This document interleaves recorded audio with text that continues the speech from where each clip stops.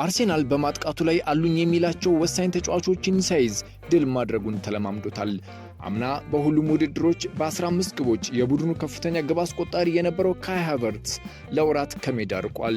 የጎል መነሻ የሚሆነው ማርቲን ኦዴጋርድ በትከሻው ላይ በደረሰ ጉዳት ወደ ቢልባኦ አላመራም። ቡካዮ ሳካም በጉዳት የመጣ ከስብስብ ውጪ ከሆነ ሳምንታት አልፈዋል።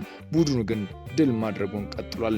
በቻምፒየንስ ሊጉ የመጀመሪያ ቀን ጨዋታ አትሌቲኮ ቢልባኦን 2-0 ካሸነፈ በኋላ የቢልባኦ አሰልጣኝ ኤርኔስቶ ቫልቬርዴ አርሴናል በስፔን ላሊጋ የሚጫወት ቢሆን ኖሮ 10 የላሊጋ ዋንጫን ጣልቃ ሳያስገባ ያሸንፍ ነበር። በስፔን አሸናፊነት የሚመጣው ከመከላከል ነው። አርሴናል በአውሮፓ በአሁኑ ወቅት ምርጥ የተከላካይ ስፍራ ያለው ቡድን ነው ሲሉ አሞካሽተውታል። ይህ የሆነው ዊሊያም ሳሊባ በቋሚነት ሳይጀምር ነው። በማድሪድ ራዳር ውስጥ የሚገኘው ሳሊባ ወደ ቋሚ አስተላለፊ ሲመለስ ደግሞ የተከላካይ ስፍራ ጥራቱን ማሰብ ነው። ከጋብሪኤል ማጋሌሽ ጋር የተጣመረውን ክርስቲያን ማሽኬራን ውዳሴው ከሩቅ ሳይሆን አብረውት ከተሰለፉት ተችሎታል። የአርሴናል የቀኝ መስመር ተከላካይ የሆነው ዩሪን ቲምበር የሚገርም ነገር ነው የሰራው። በጣም ወጣት ነው። ከኳስ ጋርና ከኳስ ውጪ ባለጋራውን ያሸንፋል።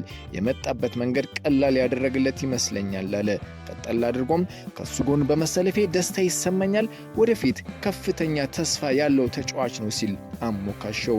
አርሴናል በሁለተኛው 45 ተቀይሮ በገቡት ተጫዋቾች አማካኝነት የአሸናፊነት ጎልን አግኝቷል። ማርቲኔሊ ተቀይሮ በገባ 36ኛ ሰከንድ ላይ ጎል አስቆጥሯል። በተለይ ኳሱን በፍጥነት ወደ ተጋጣሚ ግብ ክልል ይዞ የገፋበትና አጨራረሱ አድናቆት አግኝቶለታል። ለዚህም ይመስላል ሚኬል አርቴታ ይህን ባለፈው ዓመት ማድሪድ ላይና ሊቨርፑል ላይ አድርጎታል፣ ብዙም አይግረማችሁ ያለው። በአርሴናል 7ኛ ዓመቱን የያዘው ጋቢ በ164 የፕሪሚየር ሊግ ጨዋታዎች 40 ግቦች አሉት። በቻምፒየንስ ሊጉ ደግሞ አርሴናል በ2023-24 ጀምሮ እንግዲህ ወደ ቻምፒየንስ ሊጉ መመለሱ የሚታወቅ ነው። በ20 ጨዋታዎች 5 ግቦች አሉት። በዩሮፓ ሊግ በ20 ጨዋታዎች 3 ግቦችን አስቆጥሯል። በክለቡ የውጤት መውረድና መውጣት ውስጥ አብሮ ባለፉት 7 ዓመታት ያሳለፈው ጋቢ ማርቲኔሊ የዘንድሮው ስብስብ ግን ከምንጊዜውም በተሻለ ለውጤት የቀረበ ይመስላልና ዋንጫ ይሳካለት ይሆን? በቀጣይ የምናየው ነው።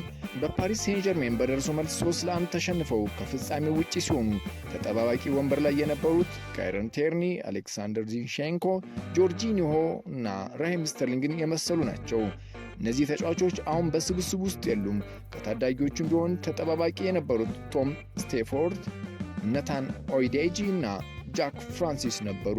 አርቴታ በጊዜው ጎል እየፈለገ ቀይሮ ያስገባቸው ቤን ዋይት፣ ካላፊዮሪና ትሮሳርድ ነበር። የተቀየሩት የሉዊስ ኤንሪኬ ስብስብ ላይ ቢገቡም ልዩነት የሚፈጥሩ አልነበሩም።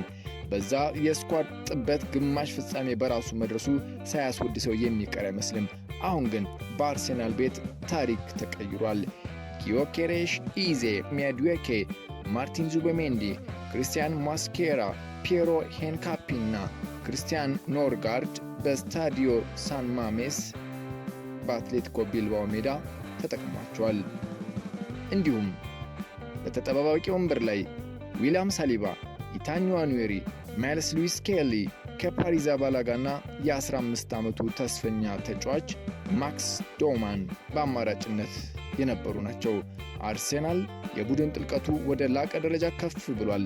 የተጎዱት ደግሞ ሲመለሱ አማራጩ አይን አዋጅ መሆኑ አይቀርም። ማንቸስተር ዩናይትድ በ1999 እንደ አውሮፓውያን አቆጣጠር ላይ የአውሮፓ ቻምፒየንስ ሊግን ሲያነሳ ከተቀያሪ ወንበር ላይ ተነስተው ግብ ያስቆጠሩት ቴዲ ሼሪንግሃም እና ሶልሼር ነበሩ።